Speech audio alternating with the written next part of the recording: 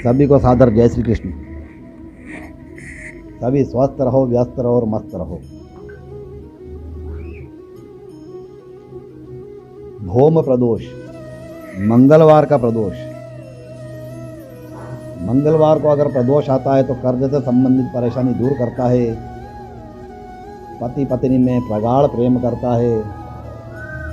जितने भी विवाहित महिला पुरुष है जिनकी शादियां हो गई है वे प्रदोष व्रत अवश्य करें। प्रदोष के व्रत करने से मनुष्य के जीवन में पति पत्नी को दोनों को प्रदोष व्रत अवश्य करना चाहिए। प्रदोष व्रत करने से सुख शांति प्राप्ति होती है।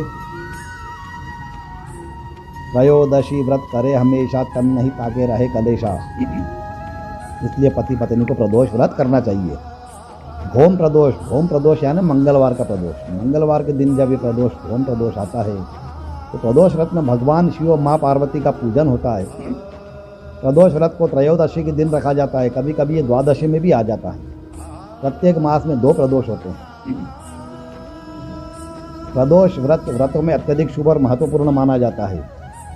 मान्यता है, शास्त्रों में लिखा है कि ऐसे दिन भगवान शिव का पूजन करने से सभी दूरित पापों का क्षय होता है, नाश होता है और भगवान शिव की कृपा प्राप्त होती है और उसको आखिरी में मोक्ष प्राप्त होता है। जिस प्रकार से प्रदोष व्रत में उद्यापन जो करते हैं और उसमें जो गऊ का दान देते हैं, 2 गाय जो दान देते हैं, वही फल भौम प्रदोष यानी मंगलवार के प्रदोष में गऊ दान का और उद्यापन का जो फल मिलता है वही का वही भौम प्रदोष में फल प्राप्त होता है। इसलिए भौम प्रदोष, शनि प्रदोष ये थोड़े कड़क प्रदोष माने जाते हैं, कड़क वार रहते हैं। इसमें सिद्धियाँ ज़्यादा प्राप्त होती है। जो गऊ दान करने से सिद्धि प्राप्त होती है वही भौम प्रदोष करने से मनुष्य को सुविचार आते हैं और उसको सिद्धि प्राप्त होती है।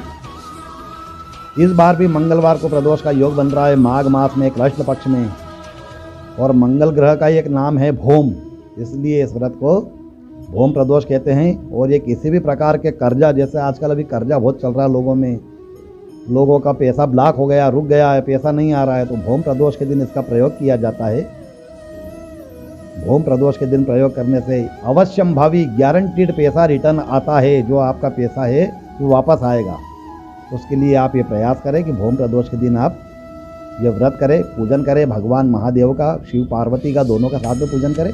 कर्जे से भी छुटकारा मिलता है। अगर किसी का आपके ऊपर कर्जा है तो आप ये पूजन करें, व्रत करें और विनय अनुनय करें। भगवान शिव का प्रदोष काल में पूजन करें। इससे भी, कर्जे से भी आपको छुटकारा प्राप्त हो जाएगा। चुकाने में कोई मुश्किल नहीं आती, कर्जा चुकाने में, इसको इसलिए इस दिन कर सकते हैं। और ऐसे समय में कर्जा संबंधी परेशानी भौम प्रदोष लाभदायक सिद्ध होता है। प्राचीन समय की बात है कि एक नगर में एक वृद्ध महिला रहती थी। ये भौम प्रदोष की आपको मैं कथा बता रहा हूँ। प्राचीन समय की बात है कि एक नगर में वृद्ध महिला रहती थी। तो उसका एक पुत्र था। बुजुर्ग महिला की भगवान हनुमान पर गहरी आस्था थी। पवन पुत्र पे, केसरी नंदन पे गहरी आस्था थी हनुमान जी पे महिला की। वो हर मंगलवार को व्रत रखती थी, हनुमान जी का आराधना करती, व्रत रखती। ऐसा करते करते काफ़ी समय हो गया। तो एक बार महाराज की इच्छा हुई, भगवान हनुमान जी ने उसकी श्रद्धा की परीक्षा लेने की सोची।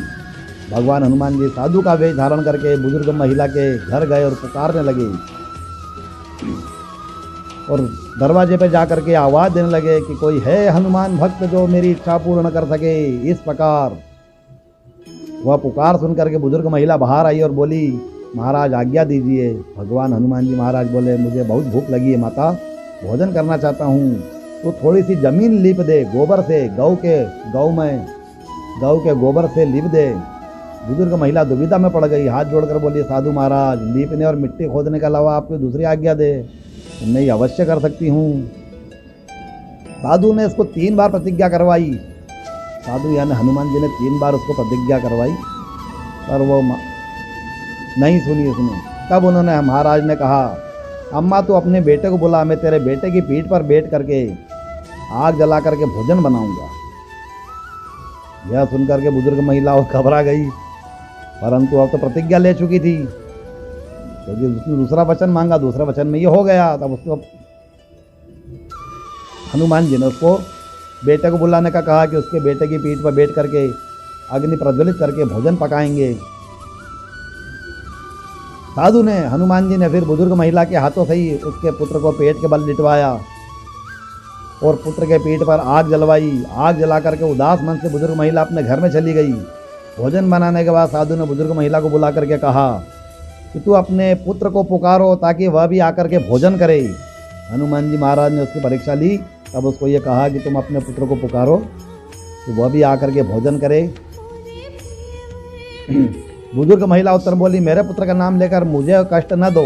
लेकिन जब साधु महाराज नहीं माने, हनुमान जी महाराज नहीं माने, तो बुजुर्ग महिला ने अपने पुत्र को आवाज़ लगा ही दी और अपने पुत्र को जीवित देख करके बुजुर्ग महिला को बहुत आश्चर्य हुआ और वह साधु महाराज के चरणों में गिर पड़ी। बुजुर्ग महिला की भक्ति देख करके भगवत हनुमान जी महाराज ने, केसरी नंदन ने अपने वास्तविक रूप में प्रकट हुए, उस बुजुर्ग महिला को भक्ति का आशीर्वाद दिया। इसलिए भौम प्रदोष जो है, इस भौम प्रदोष के दिन आप कर्ज से निवारण या किसी से पैसा लेना हो या कोई परेशानी हो, पति पत्नी में कोई वाद विवाद हो, कोई मंगली रहता हो, इन सब का निवारण मंगल प्रदोष में होता है। करने वाला होना। अब आपको मैंने इतनी सब ये जानकारी दी तो मेरा विनय है, अनुनय है, आप मेरे चैनल को सब्सक्राइब अवश्य करें और शेयर एवं लाइक अवश्य करें। सभी स्वस्थ रहो, व्यस्त रहो, मस्त रहो। सभी को सादर जय श्री कृष्ण। जय श्री कृष्ण।